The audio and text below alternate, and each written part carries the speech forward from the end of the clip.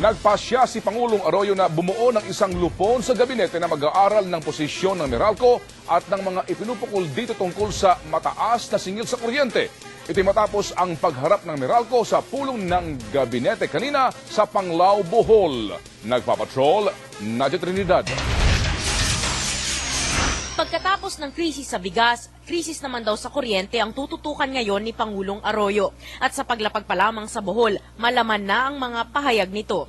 Congratulations daw sa mga power company sa Visayas dahil kahit mas mahirap umanong maglatag ng mga kable sa magkakahiwalay na mga pulo dito, mas mura pa rin ang kuryente kaysa sa Luzon at sa Metro Manila. Malaman dahil sinabi niya ito bago ang takdang pagharap ng Meralco sa gabinete. We don't feel a duty too because we're only 12% of the bill. The distribution charge is only 12% of the consumer bill. The biggest component of the bill is generation. At hindi ito natatapos dito. Umabot hanggang sa pulong ng gabinete kanina ang tila walang tigil na bangayan sa pagitan ng Meralco at ng GSIS. Electricity can be lowered only if we stop the abusive practices of the management of Meralco. Well, we don't know why he's here, but we were asked to come here to talk about how to reduce electricity rates.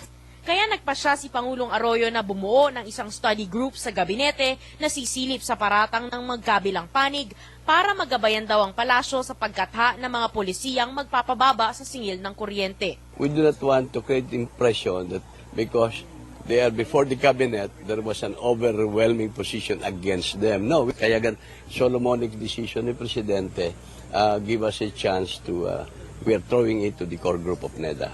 Kung ang economic managers pag-aaralan pa lamang ang posisyon ng dalawang panig, ang dating hepe ng NEDA naghusga na pabor kay Winston Garcia. Inamin ni dating NEDA Director General at ngayon CHED Chairman Romulo Neri na pabor siya sa pagpapalit ng management ng Meralco. In the end, the bottom line is people's welfare, no? People's welfare, no? And what system will best serve the people's welfare? Have you proposed this earlier? Long before, bago pa ako sa NEDA, kasi it was very clear to me already that we cannot industrialize as long as power costs are very high. Secretary Nari doesn't know his facts. That's all I can say.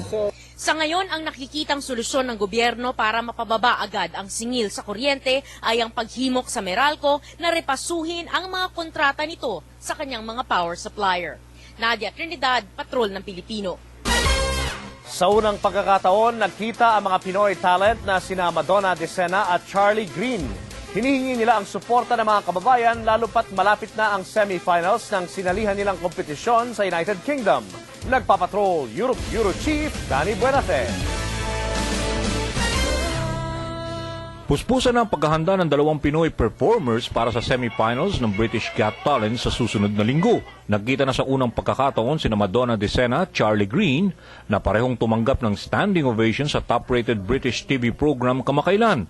Nag-courtesy call sila kay Ambassador Edgardo Espiritu at ilang opisyal ng Philippine Embassy sa London. Sinamahan si Charlie ng kanyang amang Brito na si Roger at asawang Pinay na si Cecilia, tubong Cebu City. Matatandaan na umiyak pa ang Lady Judge na si Amanda Holden sa kinanta ng single mom na si Madonna na inalay niya para sa dalawang anak na babae sa Pilipinas. Napaindak naman ang tatlong judge ng BGT sa rendisyon ng 11 taong gulang na si Charlie ng awitin ng Summer Wind ni Frank Sinatra sa kanyang audition. Sa bilang na 150 acts, babawasan ang mga performers sa 40 sa simula ng selection process ng semis sa Sabado. Pero sa akin lang is just do your best, and I know before you can do that is you have to work hard, so yun ang fino-focus ko. Obviously I want to get through, but if I do, I'll be a bit nervous because of like all the people watching. Umaasa sina Charlie at Madonna na makuha ang suporta ng lahat ng Pinoy sa UK sakaling pumasok sa Grand Finals dahil dadaanin na ito sa text voting. Nakatakda ang finals sa May 31. Para sa Europe News Bureau, Danny Buenate, Patrol ng Pilipino, London.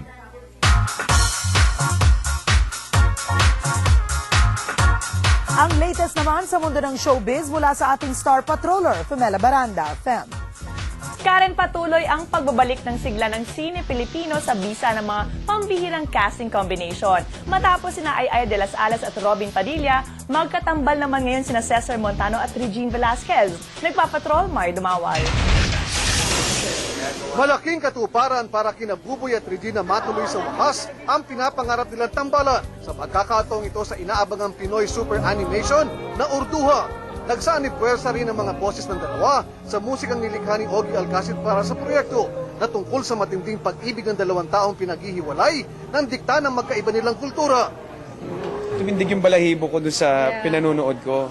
Tsaka kinikilig ako doon sa eksena namin dalawa. Ako yung, ganito pala kaganda to. Sabi ko ganun talagang world class po itong pelikulang ito. Never kong naisip na parang, like somebody said, parang nai-immortalize ka eh. Kasi parang nasa cartoons ka eh. Diba? Parang, so, it's really nice. Napatunay din daw na pwedeng isang tabi ang mga dibisyon sa showbiz. Wala namang imposible na kung mag-uusap. Viola and I did a movie together and I promoted in both station. Well, it's happening again now actually. It is happening again. Kaya hindi imposible. All we need is, it should start from a good intention. Samantala, idinaan na lang sa biro ng dalawa ang mga tanong ng media tungkol sa estado ng relasyon ni Cesar at Sunshine Cruz. Ako sasagot. Super okay ang movie. Hindi, nakita ko sila sa restaurant, okay na sila, no? Posible ring maulit pa ang tambalang Buboy at Regine. Lalo't iniimbitahan ni Buboy ang songbird na mag-guest sa Singing Bee. Bukod dito, gusto ring makasama ni Cesar si Regine sa kanyang movie project. Dapat meron kami nitong isang action comedy na pelikula. Ay, nako. Oo nga. Oo, magaling ako mag-action. Mario Dumawal, Patrol ng Pilipino. Sa pagbabalik ng TV Patrol World, mga residente sa China sa kalsada nagpalipas ng gabi sa takot na muling lumindol. Hello Kitty, bagong tourism ambassador ng Japan. Mga pampublikong comfort room sa Belgium nilagyan ng video games. At Richard sinagot kung bakit espesyal sa kanya si Casey. Abangan sa pagbabalik ng TV Patrol World.